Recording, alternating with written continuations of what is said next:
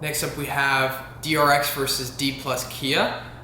This series was quite a sleeper. I'm not gonna lie, even after we had that amazing performance from T1, we were hoping for a little more kind of a competitive game, especially with the win that DRX got last week. But unfortunately, this was not the series to get that. So, just jumping into the first game draft, we got Caitlin Lux versus Heimer and Varus. DRX didn't really do anything with these picks. Even though Heimer and Varus aren't really punishing it at all. So it was a very boring game. It was quite slow. A little scary thing that could have been is the Viego for D plus Kia. He has a lot of really great possessions to get if he does get them, but he didn't. So we had a very slow and boring game. The game starts, slow with a little bit of a lead from D plus Kia's bot lane. Deft really kind of showed that he's still a great player in these matches, which props to Deft for playing well at least. The really big issue was DRX didn't come to win today, I suppose. I don't think they gained a lot of momentum from their win last week to be able to carry it forward. So hopefully we see a lot better things come from DRX next split instead of this little bit of a sleeper scenario that we're getting now. So the game, really the first thing that starts is at 7 minutes 40 about. Kellen gets a cheeky kill on Barrel. I don't even think it was Barrel. Oh no, it was Barrel. Kellen, yeah, he does get that cheeky kill on Barrel in the bot lane with the Heimerdinger, with the Ignite, and that was a little bit more exciting to see. I think really Kellen played a pretty decent bot lane against the Caitlin Lux, but I just didn't see Caitlin Lux things happening at all anyway, so I'm not really sure what they were doing in the bot lane at all. At 10 minutes and 40 though, Barrel does get a stun and goes for more.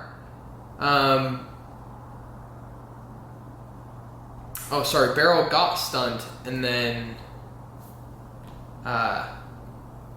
he gets jumped on by the Heimerdinger, and then the Heimerdinger places the ulted turret, which was a bit funky.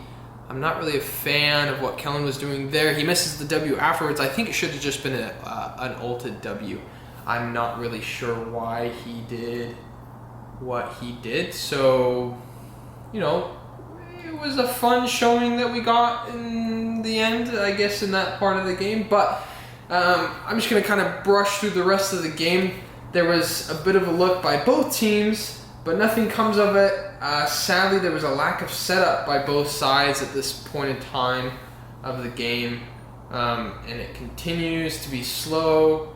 And the first dragon was secured by D plus Kia. A really strange scuffle happens at the second dragon, though. Kana was hovering in that top side of the river. He starts to walk back towards mid, and then at the same time, DRX starts to move forward. D plus Kia kind of pulls back a little bit, and then DRX get the dragon, and then some of them die. So I don't really know what was going on there at all. I think that D plus could have just totally stomped this fight if Kana was kind of looking a little bit at a different angle to go forward or just stick with the team. But that's okay, because this game was completely won by D plus Kia. At 17 minutes, there was a 5k gold lead. There really wasn't a whole lot to say. I think I'll talk about it at the end of this series. We'll just, we'll jump a little bit further in the game. A really strange decision was made by DRX for going for that tier 1 mid and then D plus Kia just come in from behind them and pin them against that tier 2 turret, and then they just all get aced. And that's, that was the nail in the coffin for the game. The game was over at that point.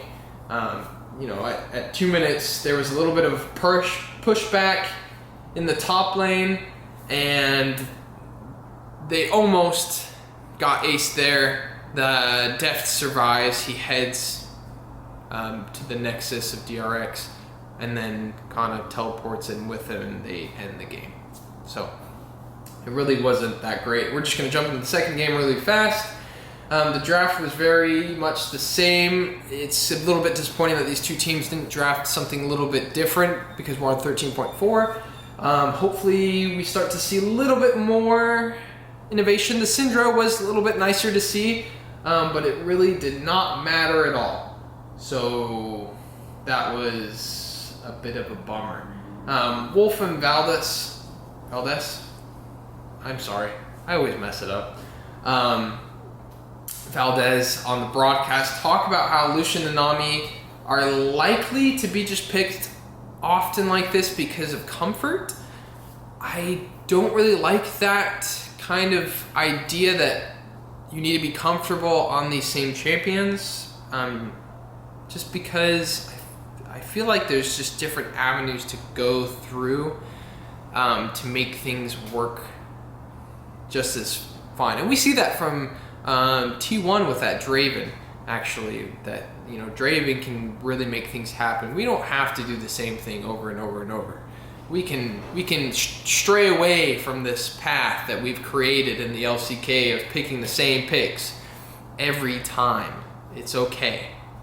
You will win games still, or lose them still, because you just need to get better. But that's okay. At least it can be more enjoyable for us to watch. Real quick, at 4 minutes and 10 seconds, Canyon is completely gapping Juhan. He is chasing him down. Juhan has to hide with his bot laners at a crashing wave. So he's soaking up EXP, the three of them together, and Juhan is getting no camps taken right now. He's just sitting with his bot laners, soaking EXP, making his bot lane get further behind. At 7 minutes, I really don't know what Juhan is doing at all. It feels like Juhan is just running around trying to int every single one of his laners. This game fell apart really, really easily, and I think that is because of Juhan. That weird scuffle happens mid lane with the Annie and Tibbers. He did get the 50 gold though, so stonks, I guess. But Kana dies a little bit later. I suppose while that little kerfuffle was happening, he just got caught under the tower with the Scion CCing him, and the tower is essentially what solo killed him. So a little bit of unlucky look there from Kana, but at about 10 minutes, DRX do manage to get a little bit, but the kill is going towards Syndra, which was a little more hopeful, but it really did not matter. Really, it's just the bot lane was struggling super hard. Deft really showed up big.